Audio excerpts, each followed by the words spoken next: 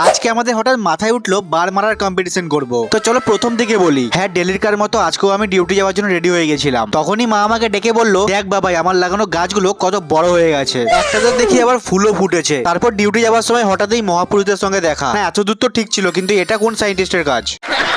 তারপর রেস্টুরেন্টে এসে দেখি আরো একটা ঝলক। ক্রিসমাস উপলক্ষে আমাদের ক্যাফেটা ভালো করে সাজানো হচ্ছে। এবার তোমরা দেখতে চলেছো আমাদের তিনজনের মধ্যে ওয়ার্ল্ডের সবথেকে বড় বার মারা কম্পিটিশন। আর এদেরকে তোমরা কাল টেলিভিশনেও দেখতে পাবে। তো সবার প্রথমে পুলক ডাকে দিয়ে শুরু করলাম। शुरू होते ही खत्म हो गया यार। 7 জন্ম প্র্যাকটিস করলেও তোমরা এতটা পারবে না। এবার দেখা যাক অমরেশ কটা পারে।